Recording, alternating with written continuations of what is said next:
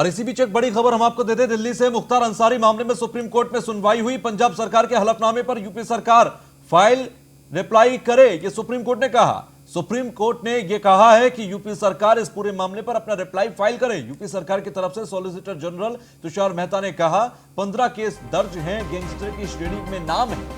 पंजाब सरकार यूपी भेजने का विरोध कर रही है। तुषार मेहता की तरफ से इस बात को कहा गया, सॉलिसिटर जनरल हैं और यूपी सरकार का पक्ष रख रहे हैं सुप्रीम कोर्ट में। यूपी की अदालतों में गंभीर मामलों में ट्रायल रुका हुआ है, वीडियो कॉन्फ्रेंसिंग से ट्रायल कराया जा सकता है। ये मुख्तार की तरफ से, जो मुख्तार के वकील हैं, उन्होंने कहा कि वीडियो कॉन्फ्रेंसिंग के जरिए आप ट्रायल कराइए। इतने पुराने मामलों में यूपी सरकार को इतनी जल्दी क्यों है, अंसारी के वकील ये भी पूछते नजर आए। अंसारी गैंगस्टर है, जमानत इसलिए नहीं ली क्योंकि वो पंजाब में खुश है, ये सॉलिसिटर जनरल की तरफ से कहा जा रहा है। 24 फरवरी को हुई मामले में अब 24 फरवरी को अगले सुनवाई को होगी। और ऐसे में बता रहे कि सुप्रीम कोर्ट के अंदर अगली सुनवाई 24 फरवरी को होनी है। लेकिन उससे पहले आज की बहस बहुत अहम, क्योंकि सीधे तौर पर सुप्रीम कोर्ट ने यूपी सरकार से कहा कि आप अपना रिप्लाई फाइल करें, क्योंकि मेडिकल ग्राउंड पर पंजाब सरकार ये कहती है कि वो यूपी सरकार को हैंडओवर नहीं करेगी मुख्तार अंसारी को। ऐसे में जो मुख्तार के वकील हैं, उनकी तरफ से कहा गया कि इतनी जल्दबाजी क्यों है, ये तो पुराने मामले हैं और अगर ट्रायल चलाना है तो फिर वीडियो कॉन्फ्रेंसिंग के जरिए चलाया जा सकता है। अब इस पर पूरा मामला अब यूपी सरकार के रिप्लाई पर निर्भर करेगा। फिलहाल 24 फरवरी को अगली सुनवाई होगी सुप्रीम कोर्ट के अंदर। सॉलिसिटर जनरल तुषार मेहता अपना पक्ष रख रहे हैं, सरकार की तरफ से पक्ष रख रहे हैं सुप्रीम कोर्ट के अंदर। तो वीडियो कॉन्फ्रेंसिंग से ट्रायल कराया जा सकता है, मुख्तार अंसारी के वकील ने कहा। संवाददाता इसके वाजपेयी हमारे साथ जुड़ गए हैं। वाजपेयी, मुख्तार अंसारी के मामले पर सुप्रीम कोर्ट में आज क्या कुछ सुनवाई हुई? बिल्कुल, हम देखें जिस तरीके से मुख्तार अंसारी को यूपी लाने की उत्तर प्रदेश सरकार पूरी कोशिश कर रही है, क्योंकि सबसे ज्यादा मामले और कई दुर्दांत मामले मुख्तार अंसारी पर उत्तर प्रदेश में दर्ज हैं। आज पूरे मामले पर सुनवाई हुई, जिसमें यूपी सरकार ने अपना पक्ष रखा, पंजाब सरकार ने भी अपना पक्ष रखा, जहां उसको डिप्रेशन समेत कई बीमारियों का शिकार पंजाब सरकार की तरफ से बताया गया, जिसमें यह भी कहा गया कि उसको इन बीमारियों के चलते यूपी ट्रांसफर नहीं किया जा सकता है। और साथ ही साथ में जो उनकी जो चीजें हैं, जो भी उनके केसेस हैं, उनको वीडियो कॉन्फ्रेंसिंग के जरिए भी सुनवाई हो सकती है। हालांकि इन सारी दलीलों के बाद उत्तर प्रदेश सरकार की तरफ से SD solicitor general Tushar Mehta ने भी अपना पक्ष रखा, जिसमें ये सारी चीजें बताई गई कि किस तरीके के मामले उनके ऊपर चल रहे हैं। उत्तर प्रदेश सरकार लगातार कोशिश कर रही है उनको यूपी लाने की, और साथ ही साथ में जिस तरीके के उनको जो भी शारीरिक समस्याएं हैं उसको लेकर उत्तर प्रदेश सरकार उनका सारा ध्यान रखते हुए सारी चीजें करेगी। अतः उनको यूपी सरकार को सौंपा जाना चाहिए। लेकिन इन सारी चीजों के बाद भी एक दोबारा कंफर्म एप्लीकेशन वहां पर दाखिल करने के निर्देश उत्तर प्रदेश सरकार को सुप्रीम कोर्ट की तरफ से हुए हैं। अब मामले की अगली सुनवाई 24 तारीख को होगी, तो कहीं ना कहीं अब उत्तर प्रदेश सरकार की तरफ से दोबारा से एप्लीकेशन फाइल होगा, जिसमें इन सारी चीजों को लेकर दोबारा एप्लीकेशन जाएगी, जिसमें उत्तर प्रदेश सरकार बाकी चीजों को क्लियर करने की कोशिश करेगी, जिन चीजों को लेकर कहीं ना कहीं मुख्तार अंसारी के वकील और साथ ही साथ पंजाब सरकार की तरफ से अपना पक्ष सुप्रीम कोर्ट में रखा गया है। जी ठीक है, शुक्रिया हमसे जुड़ने के लिए। तो वीडियो कॉन्फ्रेंसिंग से ट्रायल कराया जा सकता है, मुख्तार अंसारी के वकील ने कहा। इतने पुराने मामलों में यूपी सरकार को इतनी जल्दी क्यों है, इन तमाम मामलों को लेकर आज सुप्रीम कोर्ट के अंदर सुनवाई हुई और दोनों पक्ष के वकील वहां पर मौजूद थे, जो आपस में जराह करते नजर आए। फिलहाल अब अगली सुनवाई 24 फरवरी को होगी।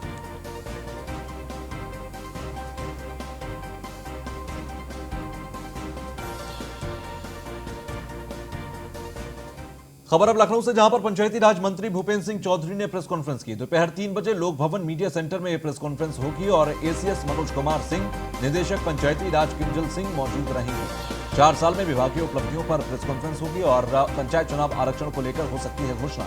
30 अप्रैल के पहले यूपी में होने हैं पंचायत चुनाव। नए नगर पालिकाओं, नगर पंचायतों और जिला पंचायतों का परिसीमन होना है। परिसीमन के बाद आज जारी हो सकता है आरक्षण की प्रक्रिया। तो पंचायत चुनाव आरक्षण को लेकर हो सकती है घोषणा और 30 अप्रैल के पहले यूपी में पंचायत चुनाव होने हैं। नए नगर पालिकाओं, नगर पंचायतों और जिला पंचायत का परिसीमन भी होना है। फिलहाल परिसीमन के बाद आज जारी हो सकता है आरक्षण की प्रक्रिया जारी हो सकती है। तो पंचायती राज मंत्री भूपेंद्र सिंह चौधरी ने प्रेस कॉन्फ्रेंस करनी है, जो कि दोपहर 3 बजे लोक भवन मीडिया सेंटर के अंदर प्रेस कॉन्फ्रेंस होगी। एसीएस मनोज कुमार सिंह के निदेशक पंचायती राज किंजल सिंह भी वहां पर मौजूद हैं।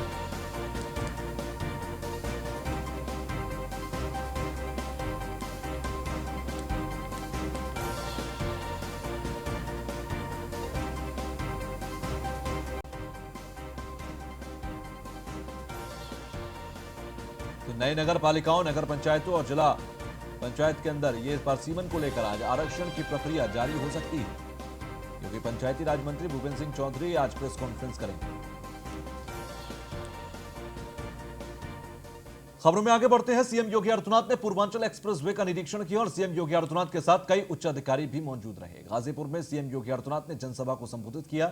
आजमगढ़ में भी सीएम योगी ने एक्सप्रेसवे का स्थलीय निरीक्षण किया। यूपी को हम ऐसा बनाएंगे कि लोग यहां रोजगार ढूंढने आएंगे। विकास के लिए सरकार लगातार तत्पर है, सकारात्मक भाव से तैयारी चल रही है। पूर्वांचल एक्सप्रेसवे जल्द चालू होगा, यह सीएम योगी की तरफ से कहा गया। एक्सप्रेसवे आपको लखनऊ से जोड़ेगा, सीएम की तरफ से इन तमाम बातों को कहा गया। यूपी को हम ऐसा बनाएंगे कि लोग यहां रोजगार ढूंढने आएंगे। इन तमाम बातों का जिक्र किया गया। विकास के लिए लगातार सरकार तत्पर है, सीएम योगी ने यह भी जानकारी दी। सकारात्मक भाव से तैयारी चल रही है, सीएम योगी की तरफ से ये तमाम जानकारियों को दिया गया। पूर्वांचल एक्सप्रेसवे जल्द चालू होगा, तो एक्सप्रेसवे आपको लखनऊ से जोड़ेगा, सीएम योगी की तरफ से इन तमाम बातों को कहा गया।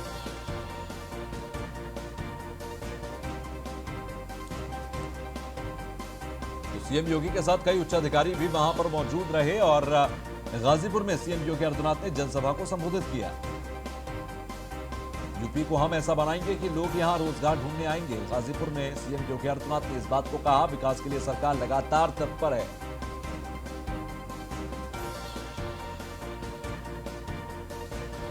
इसी सिलसिले में सुल्तानपुर पहुंचे सीएम योगी आदित्यनाथ और वहां पर उन्होंने संबोधन के दौरान क्या कुछ कहा, वो आपको सुनाते हैं।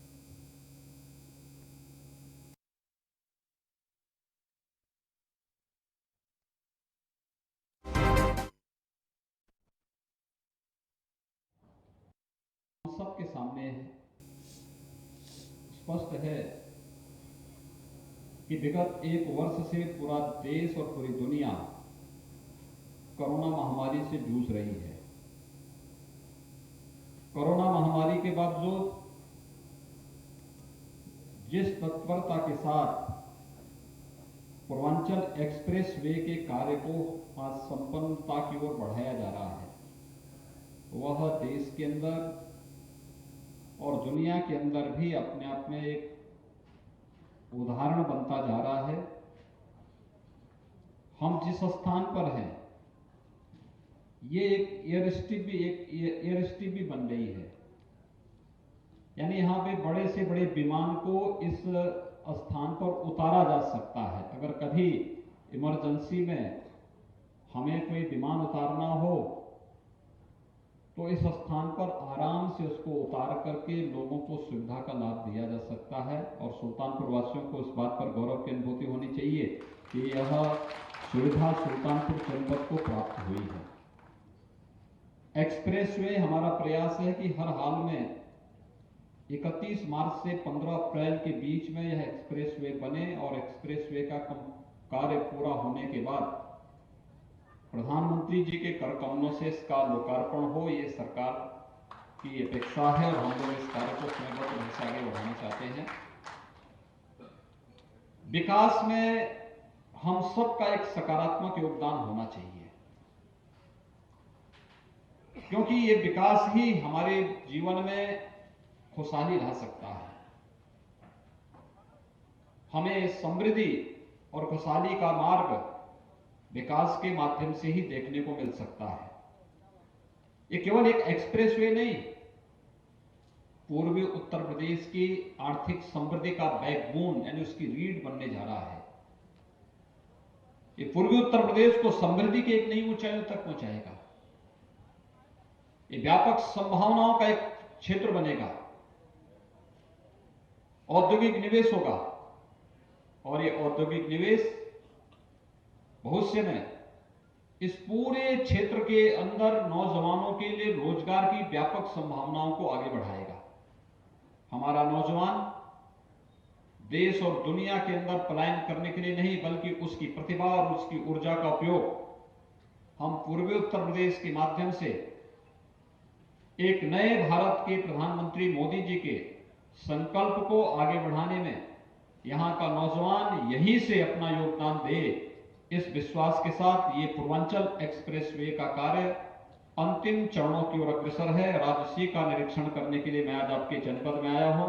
आप सभी भारी मात्रा में यहां पर उपस्थित हुए, मैं इसके लिए इन सभी कार्यों के प्रति रुचि रखने के लिए अपने विधायकगण श्री सूर्यभान सिंह जी, श्री सीताराम वर्मा जी, संगठन के अध्यक्ष डॉक्टर राम आशीष वर्मा जी और आप सभी पदाधिकारियों को हृदय से धन्यवाद देता हूं। आप सबको हृदय से मैं इसके लिए बधाई भी देता हूं कि कार्य समयबद्ध ढंग से आगे बढ़ रहा है और विश्वास व्यक्त करता हूं कि विकास के प्रति जो एक रचनात्मक माहौल आप सबने बनाया है, ये निरंतर आगे बढ़ते रहना चाहिए। आप सबके प्रति मेरी शुभकामनाएं। धन्यवाद। जय हिंद। तो सीएम योगी आदित्यनाथ को आपने सुना, ये सुल्तानपुर के अंदर किया गया संबोधन था। सीएम योगी आदित्यनाथ ने पूर्वांचल एक्सप्रेसवे के निरीक्षण भी किया है और उच्च अधिकारी उनके साथ वहां पर मौजूद रहे। तो गाजीपुर में सीएम योगी आदित्यनाथ इससे पहले पहुंचे थे, वहां पर भी जनसभा को संबोधित किया था उन्होंने और वहां पर संबोधित करते हुए उन्होंने कहा कि यूपी को हम ऐसा बनाएंगे कि लोग यहां रोजगार ढूंढने आएंगे। विकास के लिए सदा और सदैव सरकार लगातार तत्पर है। सकारात्मक भाव से तैयारी चल रही है, सीएम योगी आदित्यनाथ की तरफ से इन बातों को कहा गया। पूर्वांचल एक्सप्रेसवे जल्द चालू होगा, सीएम योगी आदित्यनाथ की तरफ से कहा गया। एक्सप्रेसवे आपको लखनऊ से जोड़ेगा, सीएम योगी ने कहा। अब खबर लखनऊ से, जहां पर अपना दल सोनेलाल ने की राष्ट्रीय अध्यक्ष अनुप्रिया पटेल का एक बयान सामने आया है। पंचायत चुनावों में हर बूथ पर 10 यूथ खड़ा करेंगे, अनुप्रिया पटेल ने कहा। एनडीए की बैठक में हमने अन्य पिछड़ा वर्ग को अलग से मंत्रालय बनाने की मांग की। इस विषय को प्रधानमंत्री जी के सामने हमने मुद्दा उठाया है और वर्तमान में यह है कि सामाजिक न्याय एवं अधिकारिता मंत्रालय अनुप्रिया पटेल के पास है। इसमें ओबीसी, ट्रांसजेंडर, वृद्धजनों और दिव्यांगजनों से जुड़े विषयों को देखा जाता है। इन सभी चीजों को एक ही मंत्रालय देख रहा है, जिसके चलते सही काम नहीं हो पाता, इसलिए ये मांग उठाई गई है। अनुप्रिया पटेल ने कहा, प्रदेश स्तरीय बैठक के बाद कार्यकर्ताओं को संबोधित किया है।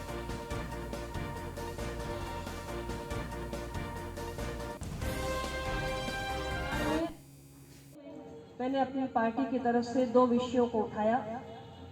अखबारों के माध्यम से आप सबको जानकारी भी मिली होगी।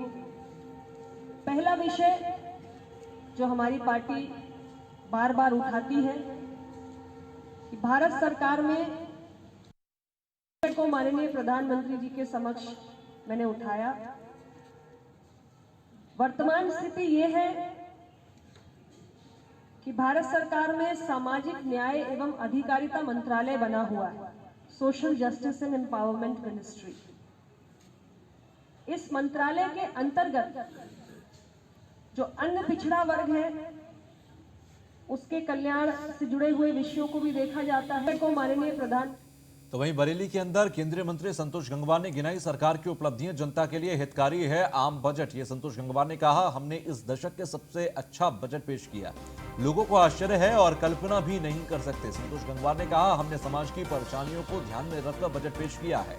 देश आजादी का 75वां वर्षगांठ मना रहा है, इसे ध्यान में रखकर बजट पेश किया गया। पहली बार देश के 40 करोड़ मजदूरों की चिंता हमारी सरकार ने की है। पहले केवल 10 करोड़ मजदूरों की चिंता होती थी। किसानों के मुद्दे पर भी केंद्रीय मंत्री संतोष गंगवार बोले। उन्होंने कहा कि किसानों के हित में है कृषि कानून। विपक्ष किसानों को बरगला रहा है, किसानों से बातचीत के लिए सरकार हर तरह से तैयार है।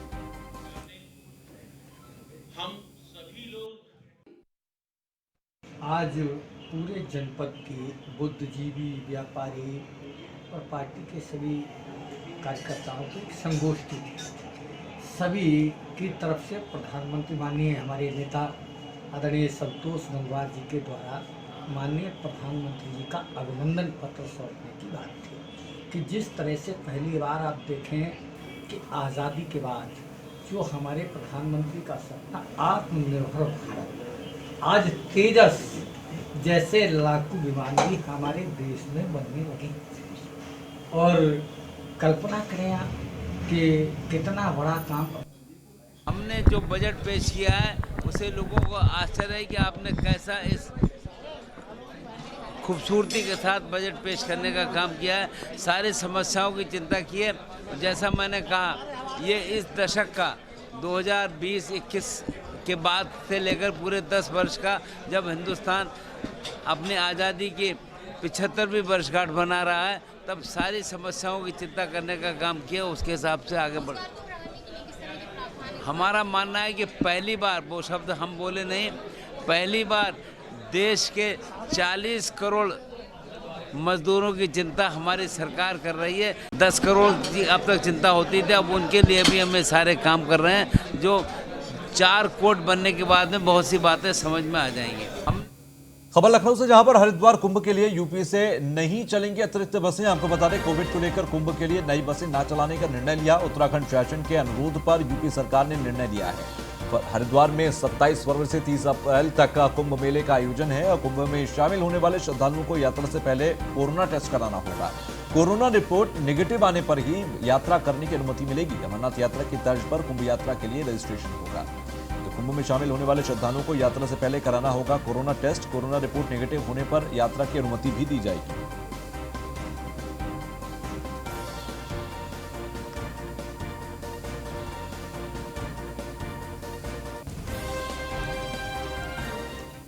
कानपुर से खबर, जहां पर पैसों के लेन देन को लेकर दो पक्षों में मारपीट हुई। मारपीट में दोनों पक्षों से जमकर पथराव हुआ। मारपीट में दोनों पक्षों में करीब 6 लोग घायल हो गए हैं और सूचना के बाद मौके पर पहुंची 2 थाने की पुलिस ने घायलों को अस्पताल में भर्ती कराया। दोनों पक्षों से लगातार लोगों को गिरफ्तार किया जा रहा है। आपको बता दें कि बीजेपी नेता मोहित सोनकर पर मारपीट का आरोप दर्ज हुआ है। फिलहाल मारपीट में दोनों पक्षों में जमकर पथराव भी किया गया। दोनों पक्षों से करीब 6 लोग घायल हुए हैं और पैसों के लेन देन को लेकर दो पक्षों में मारपीट हुई थी। सूचना के बाद मौके पर पुलिस पहुंची। पुलिस ने घायलों को अस्पताल में भर्ती भी कराया है।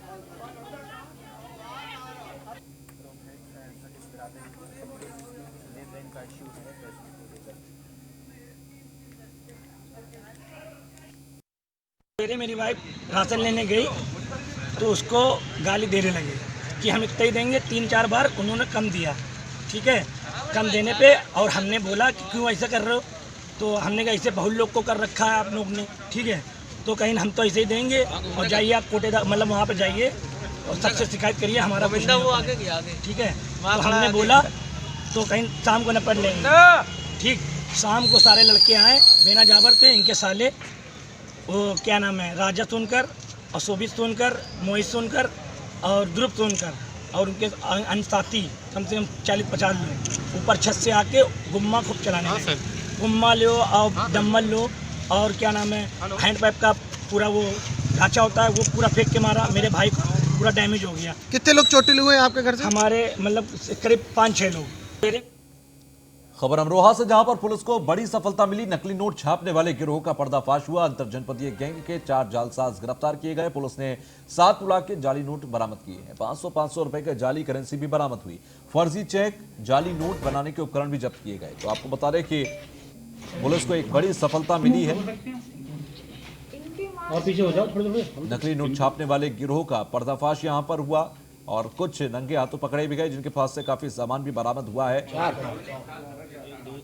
तो अमरोहा का ही पूरा मामला है, जहां पर नकली करेंसी छापने का गोरख धंधा चल रहा था। पुलिस को इसमें बड़ी सफलता मिली। पुलिस ने आरोपियों को गिरफ्तार किया है।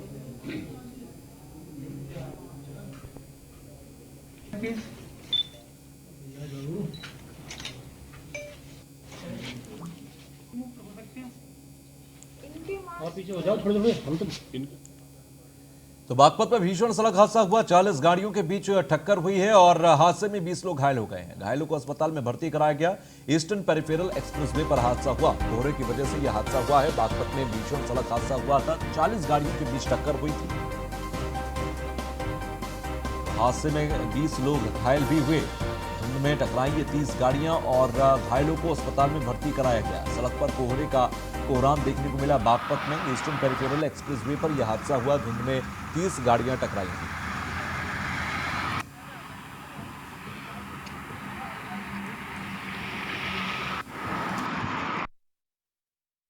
12 बजे के बाद इसमें गाड़ी टकराई है। कोहरे के कारण 20-22 लोग घायल हुए हैं। 25-30 गाड़ियाँ टकराई है। घायलों को अस्पताल भर्ती करा दिया। बागपत अस्पताल में भर्ती करा दिया। खबर मथुरा से, जहां पर संदिग्ध परिस्थितियों में 3 लोगों की मौत हो गई। एक ही परिवार के 3 लोगों की मौत हुई है और इससे इलाके में सनसनी फैल गई है। आपको बता दें कि सुबह से बंद मकान को देखकर पड़ोसियों ने पुलिस को सूचना दी। सूचना पर मौके पर पहुंची पुलिस ने घर से बरामद किए शव और पुलिस और फॉरेंसिक टीम पूरे मामले की जांच में जुटी है। थाना फरह थाना इलाके के शाही सराय मोहल्ले की पूरी घटना है। घर सुबह से बंद था, जिसके बाद लोगों को शक हुआ और जब पुलिस को वहां बुलाया गया तो देखा कि अंदर तीनों के शव बरामद हुए हैं।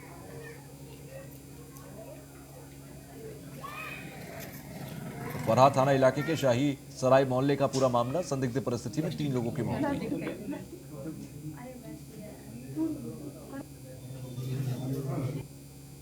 नीरज गोयल हैं, जिनकी उम्र करीब 35 साल है, थाना फरा के। यहाँ इनकी छोटी सी परचून की दुकान है। 3 साल पूर्व इनकी शादी हुई थी और आज इन्होंने सुबह जब इनका घर नहीं खुला अभी तक, तो पड़ोसियों ने पुलिस को सूचना दी कि ये घर से बाहर नहीं दिखाई पड़ रहे हैं। इस सूचना पे पुलिस गई और जब देखा तो एक कमरे में तीनों की डेड बॉडी मिली है। प्रथम दृष्टया ये लग रहा है कि इन लोगों ने आत्महत्या की है और इनका जो अभी तक की बातचीत से समझ में आया है कि इनका जब से शादी हुई है तब से ही आपसी विवाद चल रहा है और उसी विवाद की ये परिणति आज दिखाई पड़ रही है। तो बताया जा रहा है दूसरी शादी थी, तीसरी शादी थी, क्या था सर? जी, नीरज गोयल की तो पहली शादी थी, लेकिन इनकी वाइफ की ये तीसरी शादी बताई जा रही है और जो बच्चा है वो 11 साल उसकी उम्र बताई गई। वो बच्चा इनकी पहली शादी का है।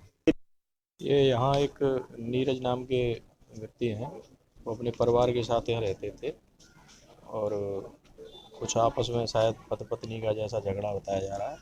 उसके कारण उन्होंने अपने बच्चों को कुछ दिया है, उसके बाद में उन्होंने स्वयं ने फांसी लगा ली है और तीनों व्यक्ति रहते हैं। एक बच्चा है छोटा 10-12 साल का और उनकी पत्नी और वो। क्या कारण रहा है?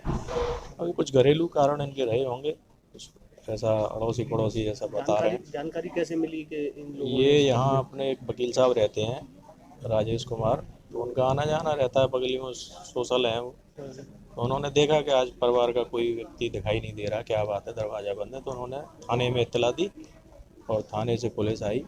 उसके बाद उन्होंने ऊपर से दूसरे घर से जा करके ऐसे घुस करके और फिर वो गेट खोला तो उसमें ये तीनों लोग मर पाए। खबर लखनऊ से, जहां पर केजीएमयू में फिर स्ट्रेचर ना मिलने से मरीज की मौत हो गई। मरीज को 1 घंटे तक स्ट्रेचर नहीं मिला। होल्डिंग एरिया में इलाज के अभाव में मरीज की मौत हो गई। मेडिकल कॉलेज में स्ट्रेचर पर कर्मचारियों का कब्जा है और मरीजों को घंटों तक यहां पर स्ट्रेचर के लिए इंतजार करना पड़ता है और यहां एक स्ट्रेचर के इंतजार में एक शख्स की जान चली गई है। आपको बता दें कि होल्डिंग एरिया के अंदर इलाज के अभाव में मरीज की मौत हो गई, स्ट्रेचर उसे नहीं मिला। आरोप यह है कि मेडिकल कॉलेज के अंदर स्ट्रेचर्स पर कर्मचारियों का कब्जा है और स्ट्रेचर जल्दी मिलता नहीं है। काफी मशक्कत करनी पड़ती है केजीएमयू के अंदर अगर स्ट्रेचर चाहिए। फिलहाल केजीएमयू में एक बार फिर ऐसी ही खबरें आई हैं कि स्ट्रेचर ना मिलने की वजह से इलाज के अभाव में एक शख्स की जान चली गई।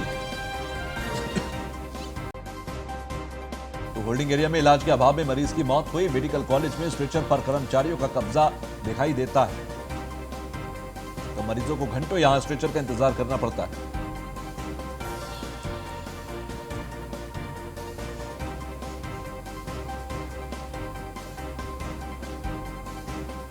खबर ग्रेटर नोएडा से, जहां पर जमीन विवाद को लेकर फायरिंग हुई और एक ही पक्ष के 3 लोगों को गोली लगी है। 2 की मौत हो गई है। जमीन विवाद को लेकर पंचायत हो रही थी। पंचायत में ही जमकर लाठी डंडे चले और फायरिंग हुई। पीड़ित पक्ष का बादलपुर एसओ पर गंभीर आरोप है। दूसरे पक्ष का साथ देने पर आरोप लगाया गया। बादलपुर कोतवाली क्षेत्र के गिरधरपुर गांव का यह पूरा मामला है। जमीन विवाद को लेकर पंचायत हो रही थी तो पंचायत में ही जमकर लाठी डंडे चले, फायरिंग हुई। पीड़ित पक्ष का बादलपुर एसओ पर गंभीर आरोप भी देखा गया। फिलहाल आपको बता दें दूसरे पक्ष का साथ देने पर आरोप लगा है। तो बादलपुर कोतवाली क्षेत्र के गिरधरपुर गांव का यह पूरा मामला है। ग्रेटर नोएडा से ललित पंडित हमारे संवाददाता हमारे साथ जुड़ गए हैं। ललित, जमीन विवाद को लेकर फायरिंग हुई थी, क्या कुछ अब वहां पर स्थिति है? जी बिल्कुल, ये बादलपुर थाना क्षेत्र का मामला है जहां पर 250 का एक प्लॉट है जिसके विवाद चल रहा था और उसी को लेकर के यहाँ पर गांव में पंचायत की गई थी। और उसी पंचायत के दौरान जब दोनों पक्षों के बीच का वाद विवाद बढ़ता है तो उसी समय पर एक पक्ष के द्वारा गोलीबारी शुरू कर दी जाती है। तो उसके लाइसेंसी हथियार है, उनके द्वारा यहाँ पर गोली चलाई जाती है। तो इसमें 3 लोगों को, एक ही पक्ष के 3 लोगों को गोली लगती है, जिनमें से 2 लोगों की अस्पताल में मौत हो जाती है। वहीं पुलिस के द्वारा बताया गया कि इस मामले में पुलिस को पहले से कोई ना ही तो आज की पंचायत के बारे में कोई जानकारी थी, ना ही इनके विवाद के बारे में जानकारी थी। वहीं तो पीड़ित पक्ष की तरफ से साफ तौर पर कहा गया है कि उन्होंने पहले भी अधिकारियों से बादलपुर एसओ के खिलाफ शिकायत दी है, जिसमें उनके द्वारा साफ तौर पर कहा गया है कि बादलपुर एसओ सिर्फ एक पक्ष का अप्रूवल लेते हुए कार्रवाई कर रहे हैं और उनकी बात नहीं सुन रहे हैं। वहीं आज उसी पक्ष के जो पीड़ित पक्ष के 2 लोगों की मौत हो जाती है। 3 व्यक्ति अभी अस्पताल में गंभीर हालत में जूझ रहा है। ठीक है, शुक्रिया हमसे जुड़ने के लिए, बातचीत करने के लिए। एक ही पक्ष के 3 लोगों को गोली लगी और 2 की मौत हो गई है। इस पूरे मामले में आपको बता दें जमीन विवाद ये बताया जा रहा है जिसको लेकर यहां पंचायत हो रही थी और इसी दौरान ये दोनों पक्ष आपस में भिड़ गए और गोलियां चलने लगी।